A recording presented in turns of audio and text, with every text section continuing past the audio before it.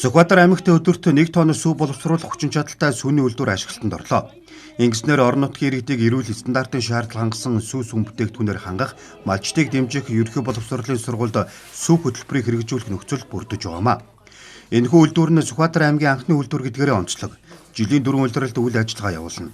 Үйлдвэр нь одоогоор цэвэршүүлсэн сүү өрөм илгэн тараг, зөөхий зэрэг 4-5 төрлийн бүтээгдэхүүн үйлдвэрлэж байна. Цаашид бүтээгдэхүүний нэр төрлөө нэмэгдүүлэх зорилготой. Түүхийд болох сүүний эрэлт маш их бий. Одоогоор сүүний чиглэлээр үйл ажиллагаа явуулдаг 9 хоршоо нэгдэн дундын хоршоог байгуулж сүүгийн үйлдвэртэй нийлүүлж эхэлжээ. Мөн малчтаас сүүг нь худалдан авч байна. Нийлүүлэлтийг тасалдуулахгүй тулд хоршоод фермерийг төрөөс бодлогоор дэмжиж үйлдвэрийн байнгын үйл ажиллагааг дэмжих юм байна. Манай Сүхбаатар аймагт сүүний үйлдвэр одоо анх удаага байгуулагдж байна. Энэ үйлдвэр маань ашиглалтанд орсноор одоо иргэд маань эргээд сүүгээ үйлдвэрт нийлүүлснээр эргээд урамшууллын одоо авах боломжч бүрдэнэ. Манай Сүхбаатар аймгийн одоо сүүл бусад одоо газрын сүүг бодох юм бол одоо олон улсын байгууллагатай бид нар маань хамтарч ажиллаж байгаа. Нүүбий хүнсүүд аж ахуйн алба, мөн хүүхдийн хөгжлийн сантай хамтарч өнөөдрийн энэ сүүний үйлдвэрүүл одоо үйл ажиллагаа явуулахад бэлэн болчиход байгаа. Манай Сүхбаатар аймгийн сүүний чанар болоод одоо үзүүлэлтнүүд нь үнэхээр одоо чанартай сайн байна, эко байна гэдгийг. Тэгээ бид нар бол цаашдаа энийг хадгалж яг энэ эко бодлоор нь өдөр тутам шин сүгэ хүүхдүүдэд мөн гэр бүлийн өглөө болгоны цайн дээр шин сүг байлгахын төлөө зорж ажиллахыг эрхэмлэж байгаа та.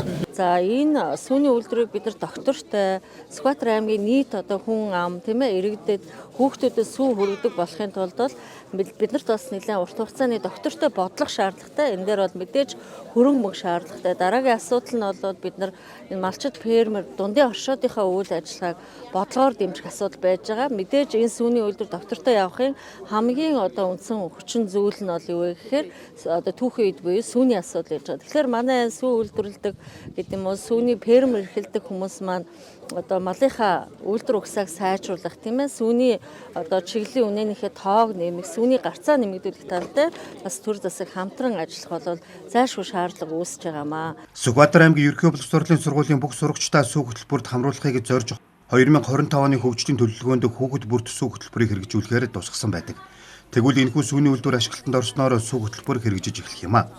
Эхний ээлжинд Баруун Урт сумын ерөнхий боловсролын 4 сургуулийн 6-аас 9 дугаар ангийн сурагчдыг 7 хоногийн 3 өдөр сүү болон сүм бүтээгдэхүүнээр хангана. Энэ зардлыг сумын иргэдийн төлөвчдийн хурлаас жил бүр батлах юм а.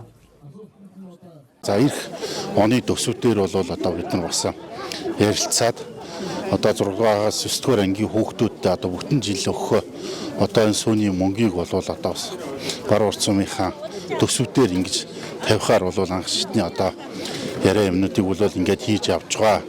За тэгэхээр одоо ер нь одоо энэ үйлдвэр ер нь цаашид одоо оршин тогтнох энэ одоо үндэс суур бол одоо бас манай хоршоологчид нэлээд одоо энэ сайн ажиллах фермерүүдийг бол олноор ингэж гарах энэ сүү бол тасалдахгүй энэ үйлдвэртэй одоо хийгдэж явах ирж явах нийлүүлэгдэж явах одоо энэ ажил бол чухал байгаа. Тэгэхээр одоо хамгийн суур үндэс бол одоо хоршоологчдоо нөгж байгаа 5 газрыг бол одоо бас манай орон нутгийг дэмжиж ингэж одоо өгөх нь бол хамгийн нэн чухал ажлуудын нэгэд.